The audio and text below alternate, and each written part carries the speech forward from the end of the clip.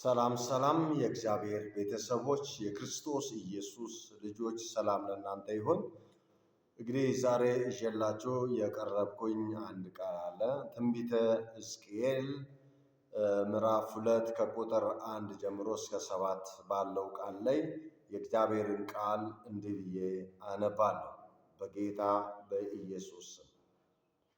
እርሱም የሰው ልጅ ሆይ በእግርህ ቁም እኔም እናገርሃለሁ አለኝ።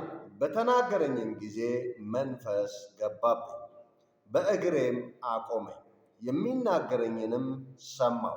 እርሱም እንዲህ አለ፣ የሰው ልጅ ሆይ በእኔ ላይ ወደ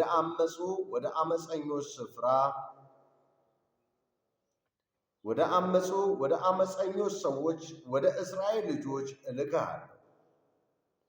እነርሱና አባቶቻቸው እስከ ዛሬ ድረስ አመፁብኝ። እነርሱ ፊታቸው የተጨማተረ ልባቸውም የደነደነ ልጆች ናቸው። እኔ ወደ እነርሱ እልክሃለሁ። አንተም ጌታ እግዚአብሔር እንዲህ ይላል በላቸው፣ እነርሱ አመፀኛ ቤት ናቸውና ቢሰሙ ወይም ባይሰሙ ነቢይ በመካከላቸው እንዳለ ያውቃል። አንተ የሰው ልጅ ሆይ ኩርንችትና እሾህ ከአንተ ጋር ቢኖርም አንተም በጊንጦች መካከል ብትቀመጥም አትፍራቸው፣ ቃላቸውንም አትፍራ። አንተ ቃላቸውን አትፍራ፣ ከፊታቸውም የተነሳ አትደንግጥ። እነርሱ አመፀኛ ቤት ናቸውና ቢሰሙ ወይም ባይሰሙ ቃሌን ትነግራቸዋለህ። ሃሌሉያ! እግዚአብሔር የተባረከ። ለሕዝቅኤል የመጣለት ቃል እግዚአብሔር አምላክ ሕዝቅኤል ተነስና ቁም። የመጀመሪያው ትእዛዝ ተነስና ቁም። ይህ ነቢይ ሕዝቅኤል በሰማ ጊዜ ተነሳና ቆመ። በቆመ ጊዜ ደግሞ ምን ሆነ? መንፈስ ገባበት። የእግዚአብሔር መንፈስ ከገባለት በኋላ የሚናገረውንም መስማት ጀመረ። ከእግዚአብሔር ጋር ለማውራት ከእግዚአብሔር ጋር ግንኙነትን ለማድረግ መጀመሪያ ባለንበት እምነት ጸንተን መቆም ያስፈልጋል። የእግዚአብሔርን ቃል እንደምንሰማው ተነስተን እንድንቆም ኃይል እንዲያገኘን ጉልበት እንዲያገኘን በመጀመሪያ በክርስቶስ ኢየሱስ አምነን እግዚአብሔር አዳኝ እንደሆነ አምነን በእርሱ መታመን ስንችል በእርሱ ፊት ስንቆም እግዚአብሔር መንፈስ ደግሞ ይገባብናል። ብዙውን ጊዜ ክርስቲያኖች በአፋቸው ብቻ ኢየሱስ ያድናል፣ በአፋቸው ብቻ እግዚአብሔር ፈዋሽ ነው፣ በአፋቸው ብቻ የእግዚአብሔር ማዳን ይናገራሉ። ከአንገት በታች ግን በልባቸው ስናይ ልባቸው ጠንቋይ ቤት ነው፣ ልባቸው መተተኛ ቤት ነው፣ ልባቸው ሲኒ የሚደፉበት ቤት ነው፣ ልባቸው እንቁላልን የሚሰሩበት ቤት ነው። ታዲያ እግዚአብሔር በየትኛው በኩል መጥቶ ያቁመን? እኛ መንገዱን ዘጋን። መንገድ ከዘጋን እግዚአብሔር እንዴት አድርጎ በእኛ ልብ ውስጥ ይግባል? ልባችን በየቦታ ተከፋፍሎ ነው ያለው። እግዚአብሔር እንዲያቆመን ከእግዚአብሔር ጋር መነጋገር እንድንችል መጀመሪያ በጌታ በክርስቶስ ፊት መቆም ያስፈልጋል። ለእግዚአብሔር ታማኝ መሆን ያስፈልጋል። በእግዚአብሔር እጅ ውስጥ መግባት ያስፈልጋል። ይህንን ስናደርግ ከዛ ምን ይመጣል? መንፈስ ቅዱስ ይመጣል። ምክንያቱም ሕዝቅኤል ካቆመው በኋላ በእግዚአብሔር ከታመነ በኋላ መንፈስ ቅዱስ ገባበት። መንፈስ ቅዱስ ሲገባበት ኃይልን ይቀበላል፣ ጉልበት ያገኛል፣ አቅም ያገኛል።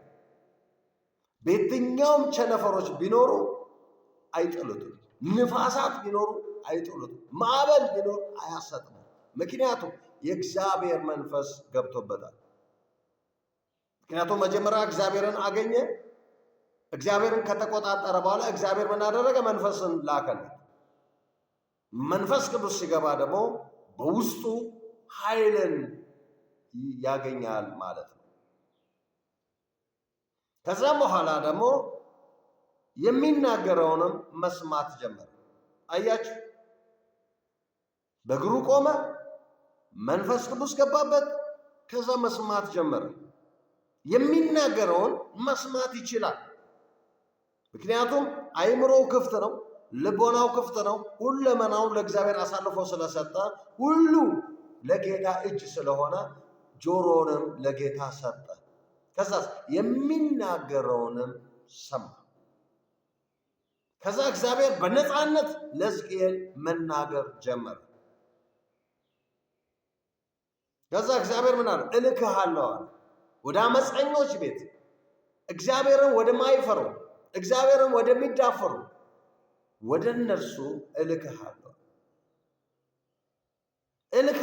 ትሄዳለህ ወደዛ። ስንቶቻችንን በእግዚአብሔር ፊት ቆመን ለእግዚአብሔር ለመታዘዝ ልባችንን የሰጠን፣ አይምሯችንን የሰጠን፣ ማንነታችን ለእግዚአብሔር የሰጠን ስንት ሰዎች ነን? ነው ወይስ በዓለማዊ ሲስተም በሚያብረቀርቅ ነገር ተይዘናል? ዓለም ሁል ጊዜ አይሞላም። ዓለም ጎዶሎ ነች። የምንሞላው ኢየሱስ ከኛ ጋር ሲሆን ሙሉ ነን። ዓለም 9 ነች ይላሉ አባባል። 10ኛ ስለሙሉ አይሆንም። 10ኛው ኢየሱስ ነው። ሙሉ ትሞላለህ። ምክንያቱም ዓለምን የምትቆጣጠረው ኢየሱስ ጋር ስትሆን ብቻ ነው። ዓለምን በእጅ የምትይዘው ከኢየሱስ ጋር ስትሆን ብቻ ነው። መናፍስቶች ለአንተ የሚገዙት ኢየሱስ ከአንተ ጋር ሲሆን ብቻ ነው። ማንኛውም በአካባቢ ላይ ያለ መንፈስ ልትቆጣጠረው የምትችለው ኢየሱስ ከአንተ ጋር ሲሆን ብቻ ነው። ለዚህ ነው ከቆመ በኋላ መንፈስ ገባበት፣ ሰማ። አሁን የሚናገረውን ድምፅ መስማት ሲጀምር እልክሃለሁ የሚል ድምፅ መጣ። ሕዝቅኤልም አላንገራገረም፣ እሺ ነው ያለው። አባቱን አምላኩን ያውቃል። በጎቼ ድምፄን ይሰማሉ ተብሎ እንደተጻፈ ሕዝቅኤል የእግዚአብሔርን ድምፅ ሰማ። የእግዚአብሔር በግ ስለሆነ ድምፁን ሰማ። ከዛስ እልክሃለሁ። ቁጥር 5 ላይ እንደዚህ ይላል፣ እነርሱም አመፀኛ ቤት ናቸውና ቢሰሙ ወይም ባይሰሙ ነቢይ በመካከላቸው እንዳለ ያውቃሉ። ማንም እንዲሰማ አትጨነቅ። መድረክ ላይ ወጥተህ የእግዚአብሔርን ቃል በምሰብክበት ጊዜ ሰዎች ይሰሙኛል ወይስ አይሰሙኝም ብለህ አትጨነቅ። የሚሰማ ይስማ፣ የማይሰማም አይስማ። ግን ነብይ ነህ አንተ፣ አገልጋይ ነህ አንተ፣ ወንጌላዊ ነህ አንተ፣ ፓስተር ነህ አንተ፣ ሐዋርያ ነህ አንተ። እግዚአብሔር ሾሞሃል። ስለዚህ በእነሱ መካከል አንተ ታላቅ የእግዚአብሔር ሰው መሆንን ያውቃል። እንዲታወቅ የሚያደርገው በአንተ ውስጥ የገባ የእግዚአብሔር መንፈስ ነው። ማንም ሊያውቀው አይችልም። በውስጡ ያለው ጸጋ ግን እንዲያውቁት ያደርጋል። አንተ ዝም ብለህ የእግዚአብሔርን ቃል አገልግል። እግዚአብሔር ኢየሱስን ስበክ፣ ግለጠው። ጌታ ለዓለም ግለጥ፣ ላላመኑት ቦታ ግለጥ። በየትኛውም ስፍራ ላይ ኢየሱስን ግለጥ። ይስሙም አይስሙም፣ ግን በመካከላቸው የእግዚአብሔር ባሪያ እንዳለ ያውቃል። እንዲታወቅ የሚያደርግ ደግሞ በአንተ ውስጥ ያለው እሳት የሆነ ጸጋ ነው። ለዚህ ነው ነቢይ በመካከላቸው እንዳለ ያውቃሉ። ከዚያስ አንተ የሰው ልጅ ወይ ኩርንችትና እሾህ ከአንተ ጋር ቢኖርም አንተም በጊንጦች መካከል ብትቀመጥም አትፍራቸው። ጊንጥ ይነክሳልም ይነድፋሉ። ነካሾች አሉ፣ የሚነድፉ ሰዎችም አሉ። በአፋቸው ብዙ መርዝ የሚረጩ አሉ። ዞር ስትል ደግሞ የሚወጉ አሉ። ስለዚህ ምን አለ እግዚአብሔር? አትፍራ፣ ምክንያቱም የላኩ እኔ ነኝ። ሚሽን የሰጠው እኔ ነኝ። ሂድ ያልኩ እኔ ነኝ። ከፊት እኔ እወጣለሁ። አትፍራቸው፣ አትደንግጥም ይላል ቃሉ። ይኸው ቃላቸውንም አትፍራ፣ አንተም ቃላቸውን አትፍራ። ሁለት ጊዜ ነው የሚናገረው። አንድ ጊዜ በጊንጦች መካከል ብትቀመጥም አትፍራቸው አለ። ከዛስ ቃላቸውን አትፍራቸው፣ ከአንደበታቸው የሚወጣውን መርዝ አትፍራ፣ ሽንገላቸውን አትፍራ፣ ሐሳባቸውን አትፍራ።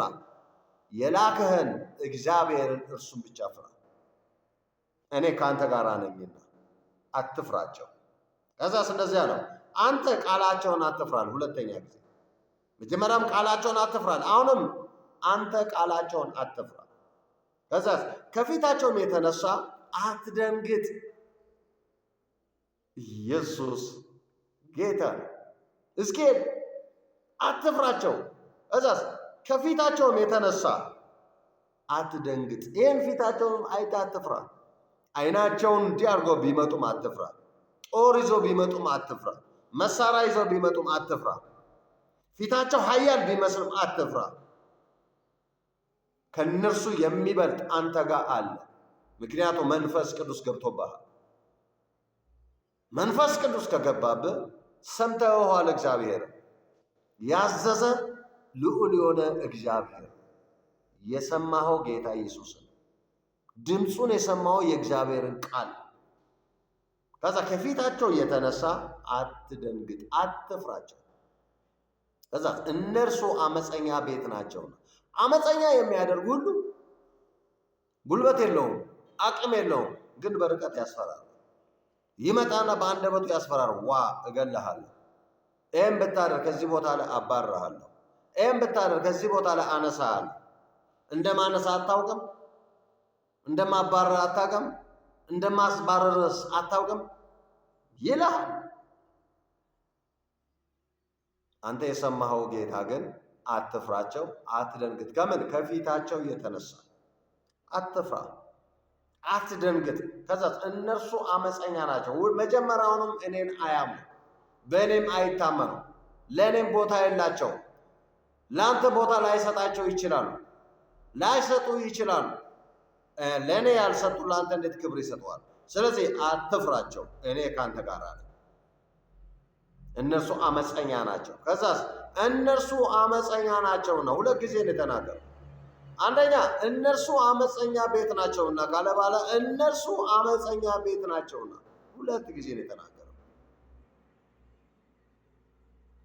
ቢሰሙም ወይም ባይሰሙም ቃል ትናገራለህ። ሰሙሁም አልሰሙሁም የእግዚአብሔርን ቃል ከመናገር ወደኋላ። ብዙውን ጊዜ አገልጋዮች መድረክ ላይ ወጥቶ በመንፈስ ቅዱስ ተመርተው በሚያገለግሉበት ጊዜ እግዚአብሔር አደገኛ ምስጢር ሲናገራቸው ዝም ይላሉ።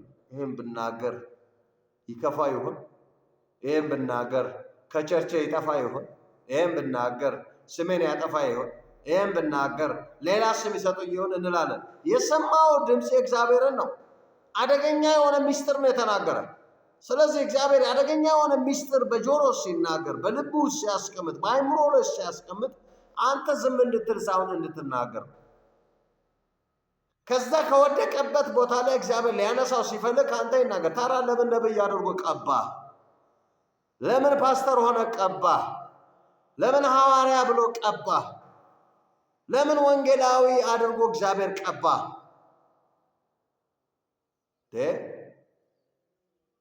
የእግዚአብሔርን ድምፅ ሰምተህ ዝም እንድትል እኮ አይደለም፣ እግዚአብሔር እንድትገልጥለት ይፈልጋል።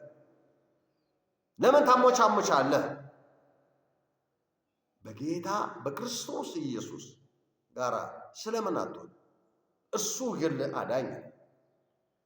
ሌሎችን አትፍራ እያለ አንተ ሰውን አይተህ የምትፈራ ማን? የሚያድንህ ኢየሱስ፣ የሚፈውስህ ኢየሱስ፣ መንገድን እየጠረገልህ ያለ ኢየሱስ፣ ጤናን የጠበቀ ያለ ኢየሱስ፣ የታመነልህ ኢየሱስ አንተ ለእርሱ ታማኝ የማትሆን ለምንድን ነው? አመፀኞች እግዚአብሔር ተናግሮ ከአመፀነታቸው እንዲወጡ ከጥፋታቸው እንዲወጡ እግዚአብሔር ይፈልጋል። አንተ ደግሞ ዝም ትላለህ። ዋጋ ታገኛለህ፣ ዋጋ ትከፍልበታለህ። እግዚአብሔር ተናግሮ ሰምተህ ዝም ያልክ ዋጋ ትከፍላለህ። ኢየሱስ ጌታ ነው። ስለዚህ ቃሌን ትናገራለህ። የእግዚአብሔርን ቃል የእግዚአብሔርን ድምፅ መናገር ያስፈልጋል። አንተም ሆንክ አንቺ እግዚአብሔር የተናገረውን ግለጡ። እግዚአብሔር የተናገረውን ፈጽሙ። እግዚአብሔር ለተናገረውን ነገር ተናገሩ። እግዚአብሔር ሳያውቅ ነው የሚናገረው፣ አውቆ ነው እኮ የሚናገረው። ሊመልሰው ስለፈለገ ነው የሚናገረው። ሊያድነው ስለፈለገ፣ ሊፈውሰው ስለፈለገ ነው። ነፍሱን ዲያብሎስ ከሚበላ ወደ ኢየሱስ ክርስቶስ በክብር እንድትመጣ ስለፈለገ ነው እግዚአብሔር በአንተ የሚናገር። ዝም ማለት አያስፈልግም። ኢየሱስ ጌታ ነው። እግዚአብሔር ዘመናችሁን ይባርክ። በክርስቶስ ኢየሱስ ስም ተባረኩ። እጸልያለሁ። የሰራዊት ጌታ እግዚአብሔር አምላኬ ኢየሱስ ቃልህ እንደሚናገረው ሕዝቅኤልን እንዲቆም ያደረግ አንተ ነህ። በዚህ ስክሪን ላይ የሚሰሙ የሚያዳምጡ የሚያስተውሉ የእግዚአብሔር ቅዱሳን ሕዝብ ሆይ እግዚአብሔር እንዲህ ይላችኋል፣ በቃሉ ታምናችሁ ቁሙ። ለክርስቶስ ኢየሱስ ታምናችሁ ቁሙ። በክርስቶስ ኢየሱስ ፊት ቁሙ። በእግዚአብሔር ፊት ቁሙ። እግዚአብሔር መንፈስ ቅዱስን ወደ አንተ፣ ወደ አንቺ፣ ወደ ቤተሰብ ይልካል። ዛሬ ጸልያለሁ፣ መቆም ይሆንላችሁ። ዛሬ ጸልያለሁ፣ በጌታ በክርስቶስ ኢየሱስ በእግዚአብሔር ፊት መቆም ይሆንላችሁ። በእግዚአብሔር ሕልውና ላይ መቆም ይሆንላችሁ። በእግዚአብሔር ቃል ላይ መቆም ይሆንላችሁ። ጸልያለሁ፣ የእግዚአብሔር መንፈስ ይግባባችሁ። የእግዚአብሔር ሕልውና ይግባባችሁ። የእግዚአብሔር እጅ ይግባባችሁ። የእግዚአብሔር ኃይል በቤታችሁ ላይ ደመና ይሆን። በጌታ በክርስቶስ ኢየሱስ እግዚአብሔር አምላክ ተናግሮ ውጡ፣ ሂድ የሚል ትእዛዝ በመጣባችሁ ላይ ጸልያለሁ። እግዚአብሔር እንደተናገረው መውጣት ይሆንላችሁ። እግዚአብሔር እንደተናገረው በክርስቶስ ኢየሱስ መውጣት ሆነ። እግዚአብሔር ለተናገረው ዓላማ ስኬት በእናንተ ላይ ይፈጸም። የጠፉትን በጎች በእናንተ በኢየሱስ ክርስቶስም እንዲመለሱ ጸልያለሁ። የጌታዬ የኢየሱስ ሰላም፣ የእግዚአብሔር ክብር በቤታችሁ ላይ ይሁን። እግዚአብሔር ሆይ በጸጋው በኃይል በክብር መቀባት ይሁንላችሁ። ኃይልን እግዚአብሔር ይስጣችሁ። የእግዚአብሔር እጅ፣ የእግዚአብሔር ሰላም፣ የእግዚአብሔር ፍቅር፣ አንድነት በቤታችሁ ላይ ይሁን በክርስቶስ ኢየሱስ አሜን። ተባረኩ። የእግዚአብሔር ልጆች፣ የእግዚአብሔር ቤተሰቦች፣ የክርስቶስ ኢየሱስ ባሪያዎች እግዚአብሔር አምላክ ሰላምን፣ ደስታን፣ ፍቅርን፣ አንድነትን ይስጣችሁ። ተባረኩ። በጌታዬ በኢየሱስ ክርስቶስ ስም አሜን። ተፈጸመ።